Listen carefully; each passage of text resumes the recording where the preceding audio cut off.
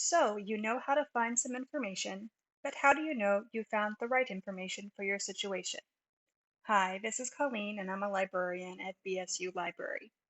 In this video, I offer a method of approaching any research process by considering four distinct things. These four things are the topic, the purpose, the author, and the audience. I'll unpack how considering these four aspects can shape your research approach and allow you to contextualize and analyze your way to choosing the most helpful information for your task. In this video, we'll focus on research performed for the field of psychology, but know that these ideas can be transferred to other situations too. So first, let's talk about purpose. Consider the purpose of your research. Yes, first and foremost, you are performing this research because it's required for your class. But digging more deeply, you've been assigned your research assignment as a means to practice and hone your abilities to research in the field of psychology. Your purpose is unique in this context, which means the way you research should be too. Your research strategies, where you research, and the sources you find will all be unique to psychology. When researching within the field, your research context is driven by its norms and expectations. These might be new to you, which is exactly why you are practicing within their context now. A major expectation, and therefore an important aspect of your research, is to find, read, and use empirical research articles in your work. Empirical research can be either original work or meta-analyses or other reviews of empirical research, but it is necessary to use this type of information to ground your claims. If you decide to start your research in PsycInfo or PsycArticles, you are able to weed out formats other than empirical research in the limits on the advanced search page to satisfy your research purpose. Your research purpose is to find up-to-date research as a foundation to your claims. Thus, consider the publication dates of the articles you find. The norms in the field dictate an acceptable range is to cite articles published within the past 10 years. With that said, foundational works may be older and are acceptable too. Now let's talk about topic. Topics are contextually bound. Certain topics will be primarily undertaken only in particular settings.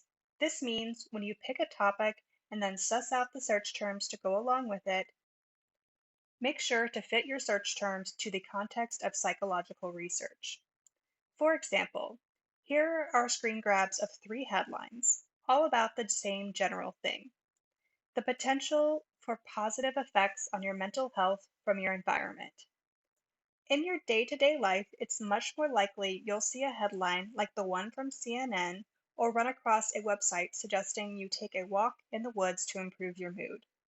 Sure, both of these ideas intersect with the field of psychology, but this particular framing of the topic would not be published in an empirical journal article by a psychological researcher. Psychological research involves evidence-based, scientific, quantitative, or qualitative studies performed on people, and the articles you are needing for your psychology research will be descriptions and findings of those studies. A proper empirical study wouldn't look at mental health so broadly, instead opting for a more specific subset of it. For best results, align your search to databases in which you know you can find articles written for this context, like PsycInfo. That CNN article might actually be great for a different context, but the topic doesn't fit into the context of your psychology-related academic work. Now let's talk about audience. Consider the typical empirical research article written by a psychological researcher and who the author might consider their audience. In general, research is written for peers, in this case, other psychological researchers and psychologists.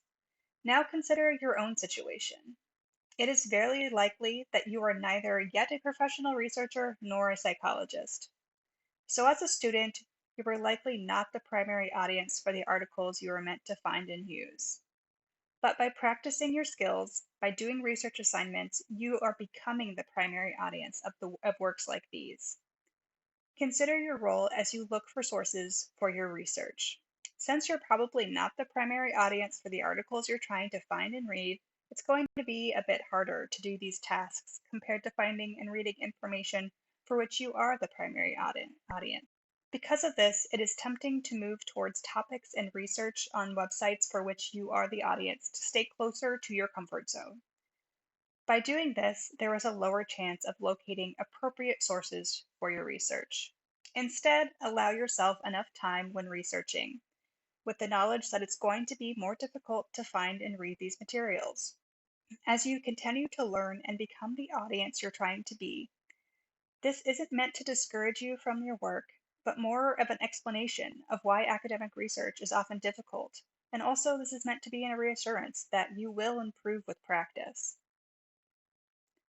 Now, let's talk about the author. So, we've already established that psychological researchers and psychologists are writing the articles you're going to be finding and reading for your research.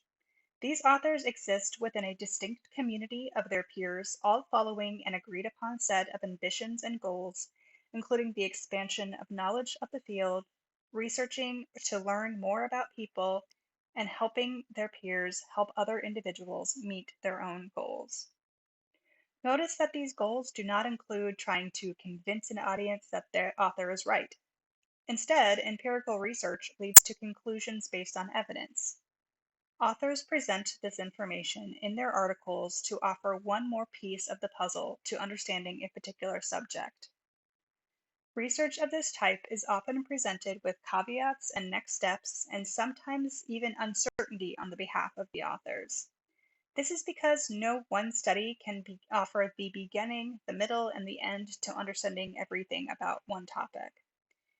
These authors research to build on previous research with the expectation their research will be built upon too.